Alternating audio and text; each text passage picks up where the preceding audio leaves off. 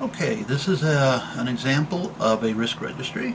This one happens to come from the qualitative risk worksheet. I chose this one because it's simpler than the other ones, but yet includes all of the basic information, the basic areas. So let's go ahead and we'll zoom out a bit, and I'll show you this. Zoom out a bit, and I will show you the entire spreadsheet. Cutting off just a little bit, but that's okay. There are three basic areas of the spreadsheet. The gray area here is the risk identification portion. This is where we identify individual risks and what phase of the project they're going to impact. Middle is the analysis portion, where we assign the probability of its occurrence and the schedule and cost impacts of it. Also print out a little heat diagram, which I'll explain in a moment. And then the right side here, the green area, is where we develop our response strategy and document that. So these are the basic areas of the risk spreadsheet. Let's zoom back in. Maybe I'll zoom in even a little more. Zoom into about 125. Okay. So here in the risk identification portion, we'll just start from left to right. The first column is the risk ID. This is just a sequential number just to identify each risk. Next up is the status of the risk. Many of these columns have drop-down menus you can choose from. So for example, under status you have three choices: active, inactive, or retired. Active risks are those risks that have the potential to impact the project as the project sits today. These are the risks you want to track and keep a handle on. Inactive risks are risks that could occur should something else trigger it, but they're not a threat to the project or a risk to the project right now. There are things you think of that could happen. If some other event happens, then this could happen. Go ahead and throw it down, record it, and just keep it inactive in case that event occurs. The predecessor event occurs, then you can go ahead and activate this one easily. And the last option is retired. If you have mitigated a risk or avoided it, if it's no longer a threat to the project, the time of that risk possibly occurring is past, and it didn't occur, then go ahead and retire the risk. Okay. So in this case, we're going to pick an active risk. The date identified, that's simply the date that you identify the risk, as the name says. So put today's date. Okay, now is it a threat or an opportunity? And we've talked about that quite a bit. We're going to go ahead and call this a threat. And then the risk name. This is just a kind of a shorthand name for the risk. And just type in a name. We're going to say HMA prices. Okay. Now here's where you give detail about the risk. And the idea here is to ensure that you give enough detail so that you know exactly what the risk is, what it covers, and what it doesn't cover, so that you're sure that you're not either double counting a risk or missing a risk. Okay? So for example, we might say this is the risk that HMA prices increase between now and advertising. Current estimate assumes, let's say, $72 per ton.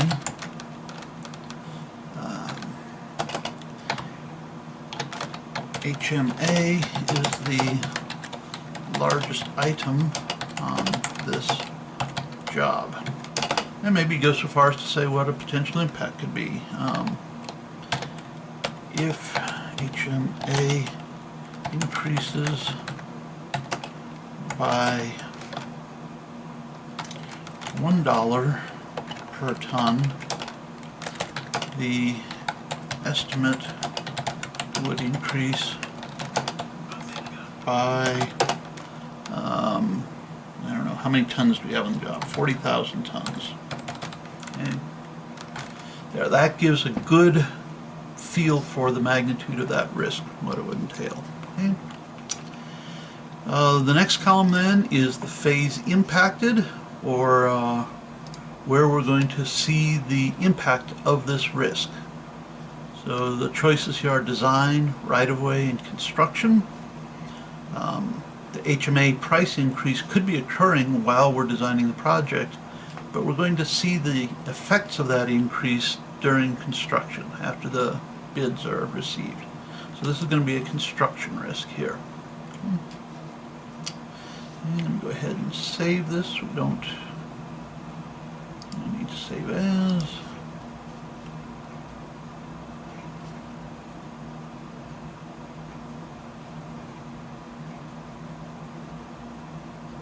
Maybe I shouldn't have saved it.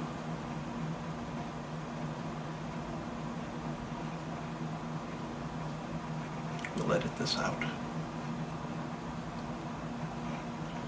Okay, oh, I'm glad I did this. This is the default name of this spreadsheet is pin underbar risk underbar worksheet. So we want to name this with the pin number underbar risk worksheet. Okay, so we'll go ahead and save this as 99999 underbar risk underbar worksheet. Okay, so now let's move on to the right here to the analysis phase. First thing we want to do is choose the probability that this risk will occur. Now, once again, we've got a drop-down menu, and we've predefined some risk levels or strata. They're labeled as very low, low, medium, high, and very high. So a very low risk or a very low probability is something that has 0 to 10% chance or probability of occurring during this project. Low covers from 10 to 35%. Medium is 35 to 65, so that kind of brackets the 50-50 range. High is 65 to 90%, and very high is greater than 90% probability that this risk will occur. Okay. In this case, we'd want to get with probably our pavement engineers, perhaps our estimate support people at the complex, perhaps visit the estimator's corner, and try to get a feel that the team is comfortable with is what's the odds of price going up for HMA between now and the bidding. Okay. I don't know, I'm going to assume that in this particular case we're going to say it's a high risk, somewhere between 65 and 90% probability of occurring. Okay. Next then we focus on the impacts of that. And once again we have drop-down menus. In this case, the increase in cost of an item is probably not going to impact the schedule at all. So I'm going to go ahead and say it's a very low impact to the schedule, 0 to 10 days of impact. Now the cost impact, on the other hand, could be significant. These numbers here are derived off the front sheet of the spreadsheet where you input some data, and I'll show you that a little bit later. But it basically defines some ranges for you. So in this case we're saying very low is anywhere from 0 to $53,000. Low is 53 to 106. Medium is 106 to 159. High is 159 to $212,000. In this case, we said the increase could be $40,000 per dollar increase of asphalt, and if asphalt went up $5 a ton, which doesn't sound unreasonable, that would be $200,000. So that's near enough to a very high risk that I'm going to go ahead and choose very high on that one. Now you notice as I did this that this heat diagram over here updated itself. I'll tell you how to read this. The vertical axis is basically your probability. It goes from very high, high, medium, low, very low. And it's directly related to this probability number. So if you chose a high impact, it's going to pick the high row. The impact here is for both schedule and cost. It places an S for the schedule impact and a C for the cost impact. So in this case, the schedule impact we chose was very low, so it's plotted in the very low column. The cost increase we said was very high, so it plots in the very high column. So here we have a high probability of a very high impact for cost.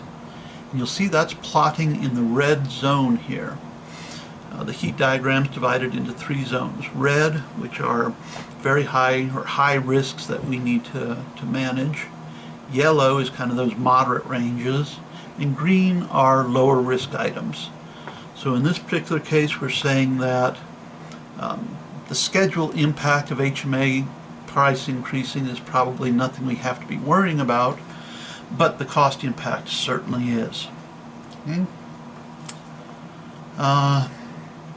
Now, I've gone ahead and filled out another one here ahead of time, and I'll just go through that real quick with you. So it's an active risk identified today. It's a threat. I'm going to name this threat right-of-way. Risk description. There's a risk that the right-of-way will not be acquired before we go to advertising. This could delay advertising, which could push the project completion into the following year.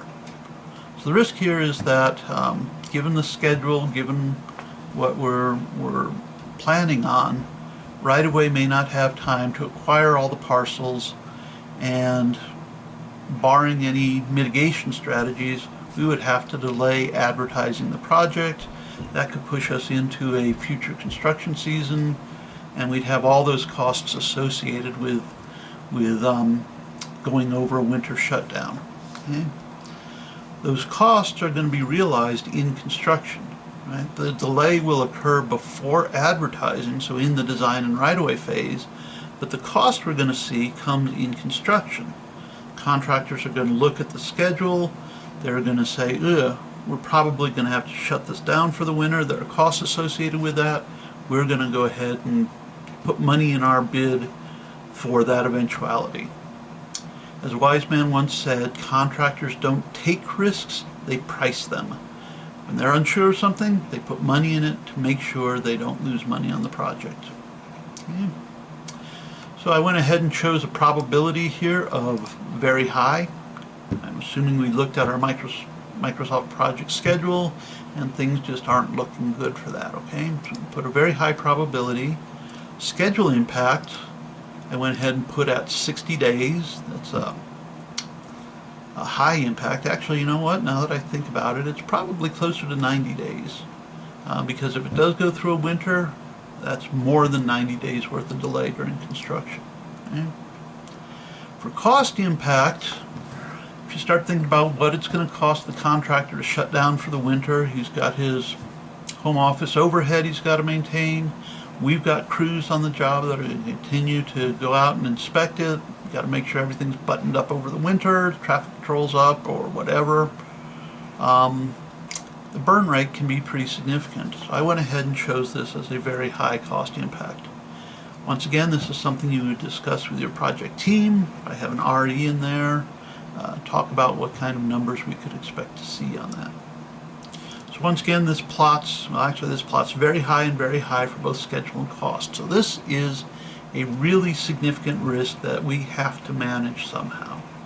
Okay. So let's go back to this first one. And let's go ahead and talk about the right side, the response strategy portion of the worksheet. Okay. So there are 4 different ways that you can choose to respond to a risk. The first choice is to avoid the risk. Now in this instance, where we're talking about a price increase with HMA, the only avoidance I can think of is to not use HMA and maybe use concrete pavement, but that's completely out of the scope of this project. So in reality, there's no practical way to avoid this risk. Now, for an example of how to avoid a risk, the example I like to use is a wetland impact. Let's say we've got a road that we're going to be widening, and we know that the widening is going to impact some adjacent wetlands. The risk is that we don't know the exact quantity of wetlands that we're going to impact at this stage in the project, so we don't know if it's going to be a nationwide permit or if the impacts are significant enough that it has to be an individual permit. And that risk could add months to the schedule if we have to go to an individual, many months. So an option to avoid that would be to realign the road and not impact the wetlands at all. That could be an avoidance strategy. Let's go down to mitigate. Mitigate is another response strategy. Once again, in our asphalt example, there's really not a way to mitigate that. One of the ideas we've talked about on very large projects is to go out and actually acquire the oil for the project at today's prices, go ahead and buy the oil and store it somewhere, and then use that as a state furnished item to give to contract to whoever gets the project. It's an idea we've had, we've never actually done that, and quite honestly I'm not sure there's any way we could do that. It would be very difficult. Back to our wetlands example, to mitigate that wetlands item, if the risk is going from an individual to a nationwide permit, from a nationwide to an individual, one mitigation strategy might be to either steepen up the side slopes or install a retaining wall so that we're sure that we're within the nationwide threshold of the wetlands impacts. And that way we can mitigate this risk. We retire it and say, yes, we're going to go in and change our design so that we're certain we're not going to get that impact, that nationwide or that individual permit requirement. Okay. Another option is to transfer a risk. In our HMA example here, typically we transfer risks to a third party, oftentimes the contractor. In this case, the risk is something that would occur during the design phase prior to advertising. So there's really no way we could transfer this risk to the contractor. I also don't see any other third parties who could possibly own this risk. So in this case, transferring the risk isn't really an option. Now, we do transfer risks all the time. That's what our special provisions do. Our standard specifications do. In those standards we define who is liable for, who's responsible for what risks, and many of those we put on the contractor. And in fact, on the HMA, on the fuel escalation clause, a portion of that potential increase up to a certain threshold has been transferred to the contractor, so he owns that risk. Anything that exceeds that threshold defined in the spec, we would then be responsible for. So we've transferred a portion of the risk to the contractor during construction. Once again, during the design phase, there's really no way to do that. Okay, the last response strategy is to accept the risk. Yep, that's a risk. There's nothing that we can do about it. We just have to recognize that this could happen. And in fact, when we do that, then we need to make sure that we've got enough money in the project contingency fund to cover that risk should it occur. And we'll talk about how to calculate your contingency in one of our later classes. For this particular risk, the HMA, I'm going to go ahead and accept that risk. Typically we would put in a response description, so I'm just going to put in here that this risk is accepted. There are no practical avoidance or response strategies. I'll put avoidance.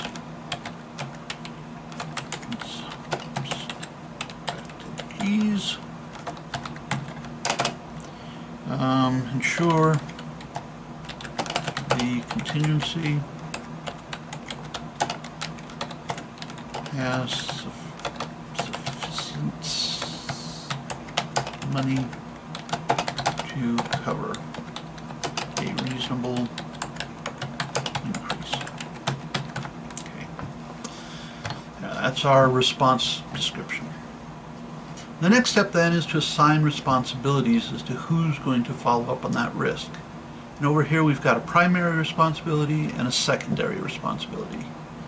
So in this case, the primary responsibility for this risk is really going to be the design lead, probably. Could be the PM, but I'm going to put design lead. And maybe the secondary responsibility is going to be the PM. He needs to make sure that when they're getting ready to advertise, his contingency fund has adequate money. The next field here is review date. Not when we want the strategy completed, but when's the next time we want to check up on this risk to make sure that we're still on track for solving it.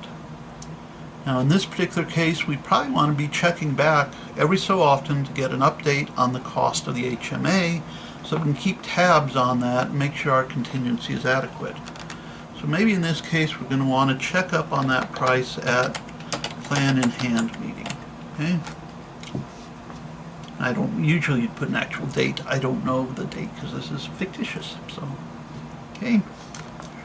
So that's kind of how you develop a response strategy. Once again, this is done, should be done in a team setting with all the players or most of the players there to decide who's responsible for what, and also to help brainstorm how we're going to address those risks. For this right-of-way risk that I put in, remember this is the risk that right-of-way will not be acquired before we go to advertising.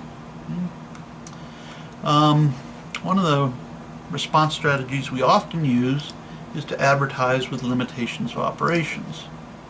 So that in fact is a mitigation strategy. So our mitigation strategy will be to advertise the project with limitations for the right-of-way. Okay. Now, that's probably a fine mitigation strategy. We're going to go ahead and in the contract say, okay, Mr. Contractor, these parcels, and this is at advertising, these parcels have not been acquired. We expect to have them acquired by such and such a date. Plan your work accordingly. Okay. Now, we've also just happened to have created a new risk item, and that would be the risk that we don't acquire the right-of-way by the dates that we promised in the advertising package. So if there's a real project, we'd go back, we'd enter that, and we'd go through this whole process again for the possibility that we don't get the parcels on time. We're not going to do that here. So, advertise with limitations. Who's responsible for that? Once again, it's going to be the design lead who's actually going to be writing that specification, but it's also going to be your right-of-way agent who's going to let you know what those dates ought to be. Once again, we put in review date. I'm just going to go ahead and put in plan in hand again. And we'll check up on it when we get to that point. So, that is how we develop the response strategy, and actually how we develop the entire risk registry with the response strategy for these projects. I think that about covers it. Once again, the spreadsheet has got, I believe, 16 rows of these pre-populated. If you need more than that, just copy and paste, tack them on to the end. You can put as many as you want in the spreadsheet. And then the whole idea is to use this as a tool during the project process, project development process, and even into construction to help communicate amongst the team and keep track of all these high-risk items. But that's the topic for another video. I think that covers it for today. So let's go ahead and go back to the slideshow. Okay, that's it for the risk registry. It's time now to recap what we've learned today. So these are the things you really ought to know after viewing this video. First, you need to be able to define risk, as UDOT uses that term. To know the 3 different types of risk, who within the department is responsible to manage them and oversee them. You should know the difference between a threat and an opportunity. And finally, you ought to be able to identify the portions of a risk registry, to describe what they mean, and to understand how those portions of the risk registry are developed and filled out. So that's it for Risk 101. Our next class, Risk 102, very creatively named, is going to focus on the tools that we've developed for use here in UDOT. So we're going to identify the 3 tools. We've already looked at them in general up above. We're going to talk about how to choose the right tool to use for your particular project, the advantages and disadvantages of each of them, what kind of output you're going to get, and what the requirements are for running those particular models. So for now, that's it from Risk 101. Thank you very much. Once again, I'm Fred Daring. If you have any questions, please feel free to email or to call me, and I'll be happy to help you in any way I can. So thank you.